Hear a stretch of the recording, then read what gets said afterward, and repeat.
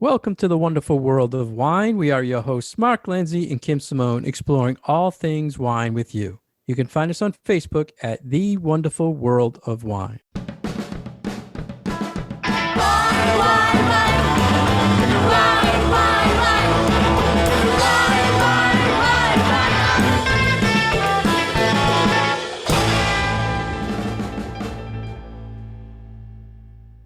Hello, everybody, and thank you for joining us today. Kim and I are here to talk all things wine with you. And today we are very excited. We are going to do a Halloween candy pairing show. You excited, Kim? Very special episode. Very special holiday episode tonight. We always run ideas by each other. And I said, Halloween is here, so we have to talk about pairing wine with Halloween candy or candy in general. And Kim, we haven't talked how we pick these or anything. We might have some duplicates. I don't think so, because I'm so much older than Kim. I had flashbacks when I was a kid and what was in my little pumpkin bucket and what I would want to pair with those childhood candies now with wine. And that's how I kind of approached it. What about you, Kim? How did you approach it? Popular things? I kind of approached it from what do I usually see in my kids' buckets when they get home. So I didn't want to do things that you wouldn't ordinarily see coming in, after a couple of hours wandering through the neighborhood on Halloween night. I didn't want to go too out there, although I have to say, after I tasted a number of my wines with the candies that I had chosen, it made me think of other things, not necessarily Halloween specific candies, but like other candy that would work. And I was like, oh, maybe I should go out and get some of that. But it's like, there's no way that anybody would drop that in your Halloween basket ever. Like this is like, higher end chocolates with different flavors and things like that. So I'm like, no. I'm just going to stick with, so not only, popular things that you could be getting on Halloween night, 2021, but also things that I felt like I could find appropriate pairings for. So I did buy some other candy that didn't make the cut that now my kids get to eat. But basically this is a list of things you steal from your kids' candy and eat with your wine, right? Is that what you kind of make up? That's kind of how like what is on, what will be on hand Halloween night and for the week after. Exactly. And I'm sure our listeners, I've seen it over the years many times on like Pinterest and Instagram and Facebook, these charts. It says, pair this with that. And everybody does a different one of those. I mean, you've seen them, right, Kim? They're out there. So we figure we make our own version of that pairing today on the show. So do you want to go first, Kim, with one? And we have to say now, if I had it on my list, I'll just tell you what I pair with it. But I'm really going to be surprised if we have the same candies. Yeah, it's going to be very interesting. So I did these pairings a couple of days ago. And now I am refreshing my mind. So in front of me, I have a plate of candy and a couple of little glasses of wine. I think I need to give a little bit of explanation as to why I chose the wines that I chose, because I am not one who finds much pleasure in pairing dry wines with sweet foods. And those of you who have been listening to the show for a long time know that about me. So I went the dessert wine route. And I don't know, I'm assuming that is not the route that you went, Mark, because I know that you are okay with dry wines and making some more interesting pairings. I kind of played it safe and went with dessert wines in a variety of styles and then tried to pair them with different fun candies. Which is the traditional, what you're supposed to do. Which is the traditional way. Sweet. So I think that I am a traditionalist when it comes to this. But I did do one thing different. So most of my pairings I feel are fairly traditional, except I did break my rule for my first pairing. And I went with a dry wine and a sour candy. So I did a New Zealand Sauvignon Blanc with Sour Patch Kids. Wow. And I wanted to love it. And I just don't. Like, I feel like it works, but the candy makes the wine just a little too bitter. And then I was thinking, well, maybe it's the sweetness that's making the wine bitter. So I took one and I just sucked off the sour stuff and then had the wine, and it still was the same experience. So, I think it's fine, but it's not a wow, I would do this again kind of a pairing. So the acid and the sour kind of I think play. I don't know what made it not work. The candy stayed fine. Like nothing bad happened with the flavor of the candy. It was just that the wine ended up tasting bitter. Have you ever seen anything posted what they recommend to pair with Sour Patch Kids? No, I was thinking something high acid would be great, but that didn't work out for me. Wow. So the first one was a bust. First one was a little bit of a bust. I mean, it wasn't awful. It was just not what I was hoping for. Wow. So it's one of yours. Well, once again, remind our listeners, I'm a lot older than Kim, so hopefully people can relate to these candies. He keeps saying that. He's not that much older than me. First off, I'm going to talk about a Charleston Chew. That's the one that I brought home that I didn't think was going to go with anything. Charleston Chew, a nougat covered in chocolate, right? And to me, it's almost like marshmallow and chocolate. I love Charleston Chews. I pair this with an oak Chardonnay, but not any oak Chardonnay, a toasted oak Chardonnay, a really, really oak Chardonnay. And it ends up being like a s'mores thing going on because was it good? Toastiness. It's really good. Really you know good. What? If I had done another one, that's what I was going to do. That's why I got the Charleston Chews. I'm like, I would put this with a big oaky Chardonnay. And Charleston Chews were a lot bigger when I was a kid too. They've, these mini things. The mini ones. Not the same. So that was my first one, Kim. What's your next one? Well, I'm glad yours was super successful. Okay, so should I go by candy bar or should I go by wine? Because I have some overlap. Well, yeah, go by candy bar. Okay, so that way we know if we have a duplicate. Okay, so my second one, which I actually found a couple of good pairings for, were Snickers bars. Classic Snickers. And I found that the pairing of Snickers and a 10-year tawny port was excellent. And I can only imagine that a 20-year tawny would be even better because there's nuttiness and caramelliness and sometimes a little bit of chocolatiness in the port. And it was just lovely with the Snickers bar. So that is definitely a pairing that I would do again. That sounds good. It was really good. It was really good. Yeah.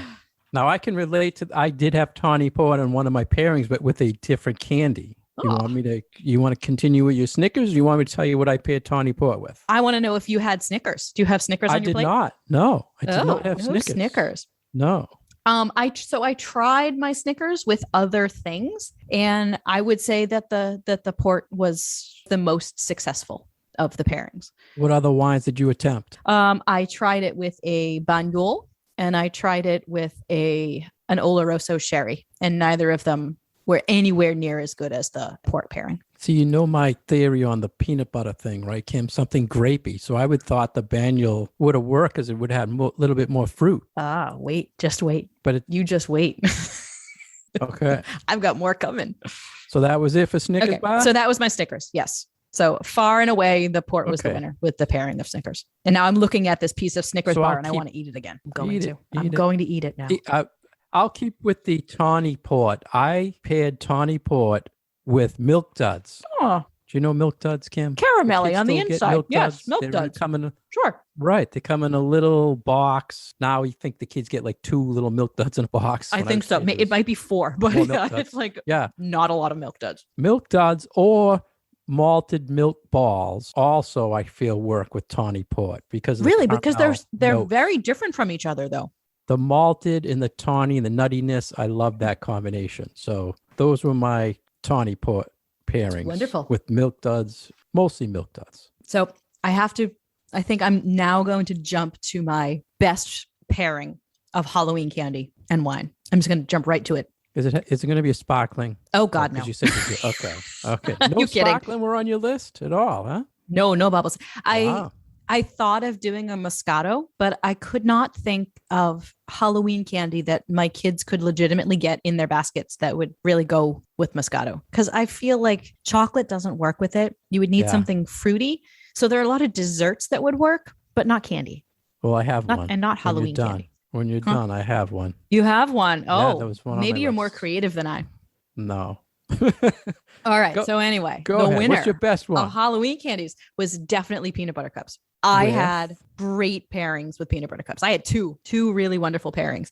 So that Banyol that I had made the peanut butter cup taste like a peanut butter and jelly sandwich. Wow, that's interesting. But not with the Snickers bar. So good. Not the Snickers bar. Why do you think? Because the nougat in the Snickers bar? I don't know. That's interesting. It might be because the peanut butter cups that I use were dark chocolate peanut butter cups. So maybe it's something with the dark chocolate. To our listeners that maybe are not familiar with Banyuls, Kim, yes. I'm sure. Why don't you explain what it is, the profile? Sure. So this is a wonderful sweet red wine from the south of France. It's not usually as high in alcohol as port. So port is usually about 19, 20, 21% because they add spirits to it to keep it stable and to kill off the fermentation activity so that you're left with sweetness and then also some higher alcohol. Banyul is not that way. It's about 16.5%. So it's about the same alcohol content as one of those big, powerful Zinfandels that we've spoken about before in other shows. Half size bottle. This one was a 500 milliliter that I had. You usually get them in slightly smaller format bottles, but it's, a rich, jammy, sweet, delicious red wine. And it's wonderful. And it was really great with a peanut butter cup. I mean, it was good with my Snickers, but it wasn't as nice of a pairing as with the peanut butter cup. And then I also did kind of the opposite end of the fortified / dessert wine spectrum.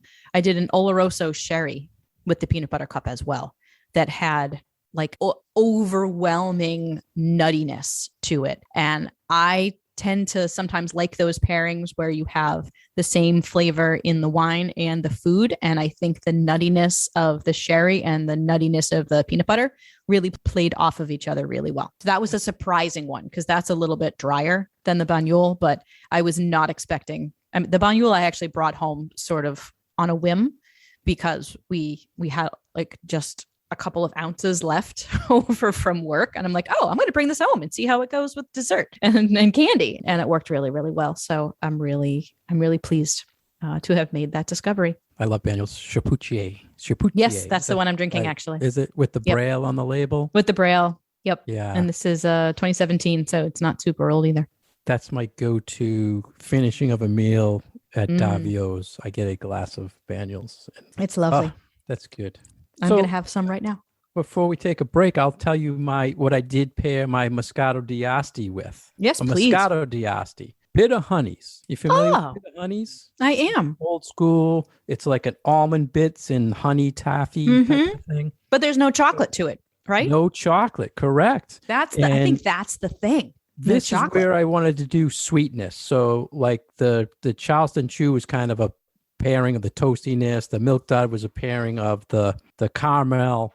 And this one, bitter honey with Moscato d'Asti. Not the fully, we're not talking Asti Spumante. We're talking Moscato d'Asti, which is lower pressure, lower alcohol. It's like 5 to 5.5% alcohol, but sweet. So the sweetness to go with the honey, it's really good. Wow. It's an almond. Oh, it's good. So that's what I did with my Moscato. Now, we're not talking, again, not barefoot Moscato, not Sutter Home Moscato.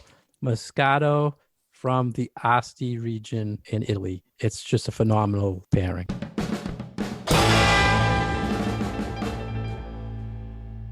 Thank you for listening today to The Wonderful World of Wine. And we are your hosts, Kim and Mark. You can find more information about Mark at his website, franklinliquors.com. And you can find my classes and events on commonwealthwineschool.com. And as always, every week you can listen to us on WFPR, Franklin Public Radio. Welcome back to our Halloween special. We are pairing wine with Halloween treats. And Mark and I have made some surprising and really wonderful discoveries about wine and Halloween candy pairings. So he's going a little more old school, and I'm taking advantage of what you might find in your kids' or your grandkids' Halloween pumpkins this year when they get home from trick-or-treating. So we've gone through a whole bunch of different things, and I think it's coming back to me. Charleston Chew, Snickers, peanut butter cups, peanut butter cups, honey, Milk Duds. What do you got next, Kim? So my next one is actually, I feel like a little bit of an old school candy. So I'm going to finish out with old school. I'll let you know. I had a score bar. So the toffee and chocolate kind of like a Heath bar. This is a score bar. Yeah. I like toffee. I like caramel. And there are so many dessert wines that have those flavors to them that I thought this would be a complete no-brainer. But it turns out that the score bar is so sweet that I actually had a hard time finding a wine that would pair really nicely with it. I thought that the 10-year Tawny Port would be great, and it was just kind of meh. And I had a bottle of 10-year Bual Madeira. So this is when I took out my Madeiras, and the wine itself was just too acidic. When I started tasting it with all of the different candies that I had in front of me, I was rather distressed to find that it did not go with anything. It was just it had too much acidity to it. And that was very disappointing. And then I realized I had an open bottle of Momsey Madeira on my bar. Wow. And I was like, let's try that instead. And there's the winner. Because totally different styles. Totally different styles, totally different grape varieties. The Momsey is sweeter and richer and way less acidic. And that was the one that had those toffee, caramel, toasted almond kind of notes to it. So that's what made the much nicer pairing with my score bar, with my English toffee. Let me ask you this, Kim. I didn't ask you in the beginning. What do you feel is the best way when you do a pairing like this? Because I have kind of my theory how I do it. Do you bite the candy first, or do you coat your mouth with the wine first? What did you feel? What did you feel, or what did you find was the best way to do that? I would eat a piece of candy and then wash it down with the wine. Okay. See, I take a sip of the wine. You first, had the wine and then the candy. And then I bite the candy. Yeah. See, let me try that now different. and see how that goes. Yeah, try that. Which one do you have? So I have just a tiny little bit of the Momsey left because there was like literally 2 ounces left in my bottle. So coat your mouth with it. Coat my mouth. And I'm wondering if you did that with the Snickers bar with the Banyuls, if you coated your mouth with the Banyuls before you ate the Snickers bar, if it would work any different. I feel like the candy overpowers the wine. Really? When I do it that way. That's interesting. I just want kind of the listeners to get an idea of how different ways you can do it, when you're pairing like that. When I do the wine after the candy, it brings out, specifically for me, the nutty element of the candy bar. So those like toasted almonds or whatever the heck they have in the score bar, I get a big hit of the nuttiness up front. And then the sort of almost like a feel of like caramel coating in the finish. And maybe that's just because the wine is dissipating, or because I've got caramel stuck in my teeth, or what. But I feel like I get more about the combination when I have the wine second. It's good information. Yep. Everybody tastes different, same. But I'm really glad that I tried different types of Madeira, because I would have then just sort of dismissed the concept of putting those with something as sweet as a piece of candy. But I'm glad that the Momsey style redeemed all of that for me. And it's still, 30 seconds later, it still tastes really good in my mouth. Did you try the Banyuls or the Tawny with that? With the Heath bar, the score bar you got? Yeah, none of them. I didn't feel like any of them really were great. The Banyuls was okay. I would say that the Banyuls was a second, and the same with Tawny Port, the 10-year Tawny. Yeah. Yep. It's still because of that nuttiness, but it still was not. Yeah. I don't know. I feel like most of my wines and candies had their own like favorite pairing. So it was pretty cool. So do you have a last one? I actually have 3 left. Ooh, goodness. But they're quick. I feel like I've been hogging the spotlight here. I have Twizzlers, strawberry licorice, right?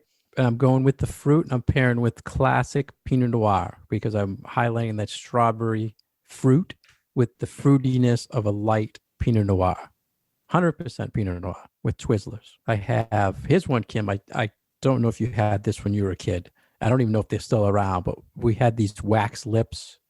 They still have those? Yeah, but I think you can only find them in like specialty candy stores. They had like fangs and big gross teeth, right? So where did you find wax lips to try? I had just wax, the tubes. That's the other second part of the wax thing. Oh, yeah. The wax filled with sugar. Sugar water. But first, the wax, I just did the wax first because I wanted to get the reminiscence of wax lips I used to wear all around on Halloween. But I paired that with a Torrontés from an Argentinian white because I like the texture of the Torrontés with the wax. Is that geeky or what? That's really out there.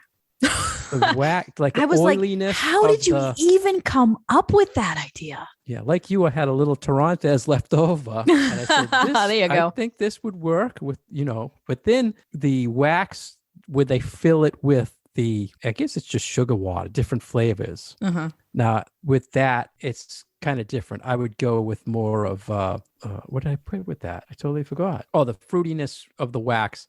I, again, did that with Pinot Noir, and it worked. So really? Not as good as the Torontes with just the wax. I almost feel like you needed, if you could find like a almost sweet Gewürztraminer, if you liked it with the Torontes, that maybe the Gewürz would work. You know what else worked with when you combine the liquid and the wax was Riesling. Oh, yeah. But it was a drier Riesling. Oh, interesting. No, it wasn't sweet. And it worked. It wasn't as good as I thought as the Torontes. And then the last one I did, Kim, was Skittles. I did that with just a regular Gamay. Only the red Skittles or all of the Skittles? All the fruity one. I did all the flavors. Some of them didn't match well, but most of them it still worked because of the fruitiness. And I would rather have had a Beaujolais Nouveau to do because I think it'd be more fruit and it would have worked with all of them a lot better. But a lot of sugar and it still held up nice. I also tried that with Pinot Noir. It didn't really work. So. No, I will say that for Sour Patch Kids, different colors worked better with the Sauvignon Blanc than other colors. Like red did not work really well. It was more tropical. They have those tropical.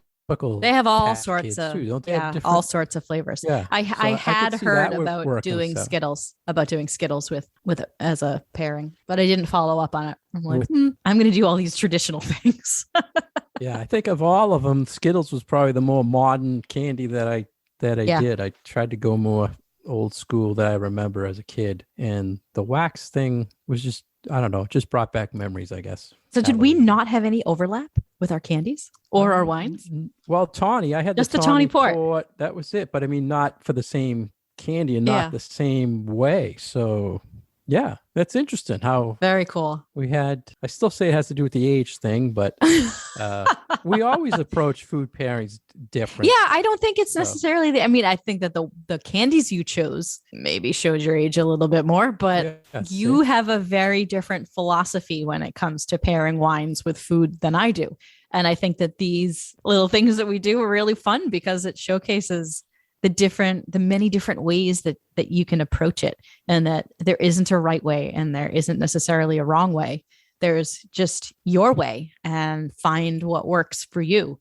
And if you prefer sweeter wines with sweeter foods like I do, then kind of follow more the example that I'm doing here. But if you are a little bit more, dare I say it, creative, with your wine pairings, and you want to match flavors as opposed to sweetness levels or some of more of those textural elements, Mark's pretty creative when it comes to those pairings. So nice job.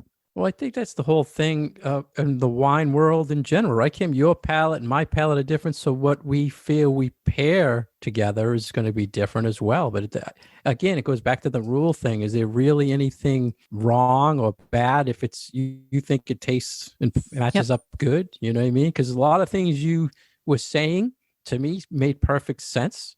Mm-hmm. Whereas you've certainly surprised me with some of your pairings over the course of the last few years. I never would have put Sauvignon Blanc with those lemon Girl Scout cookies, but it was a surprisingly successful pairing. So I always learn something new and really embrace those things that are not things that I would immediately think about because they don't, it's not the first thing that comes to mind. Because I always go like, oh, sweet foods and sweet wines. But there are things out there that I do find pleasant. And I just need to maybe get out of my hole of feeling like, oh, it has to be sweet wine to go with the sweet food. So you expand my my mind and my horizons when we do these tastings together. I think it's fun. We just have a different approach, and it's good to have someone to run things by that when you're thinking different.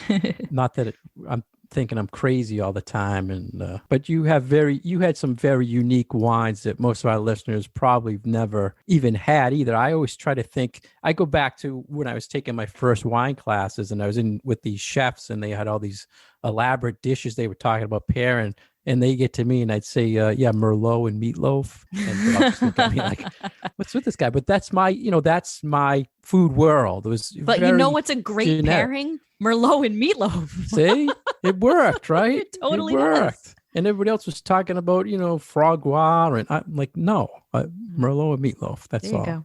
So everybody thinks different, but whatever works for you. I mean, we're just lucky if we get to access and know of these wines to be able to think of them to pair with food, where a lot of people just don't explore them as much. So that's why we want to let our listeners know that this stuff is out there. Hopefully the candies, the wax lips, we got to look for, but I think you'll find everything else.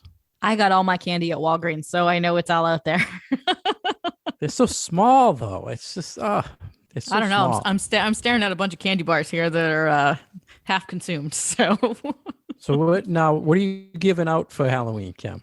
We usually do like a bag or... of mixed things. There's some peanut butter cups in there, and there's some Snickers, and there's some, things like that. Sometimes we do like the Skittles bags because my kids like Skittles and stuff like that. So usually it's a variety.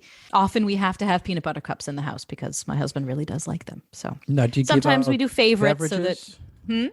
Do you give out beverages? It's kind of the hot thing lately. These people giving away beers and shots. No one gives out wine. You notice that? We're going to change that. No, see, because I'm the one who usually takes the kids out. I'm not the one handing out the candy. So I get the beers at my neighbor's house. Yeah, it's always beer or nips, never wine. So people got to hand out wine to go with the chocolate when they're going through the kids' food after, right? Right. Everyone's going to get like 2 ounces of Tawny Port at my house to go with their Snickers bars. See, we should do that. I'm not going to advertise that. You're not getting Tawny Port at my house. Sorry, everybody.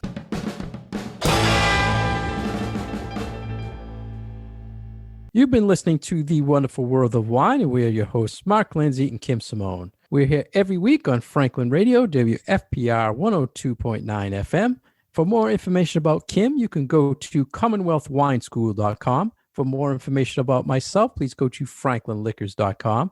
If you have any questions or comments on Kim's Halloween pairings, please go to Facebook and let us know what you think and tell us what you had on Halloween with wine. And you can find our past episodes on SoundCloud or iTunes. Cheers.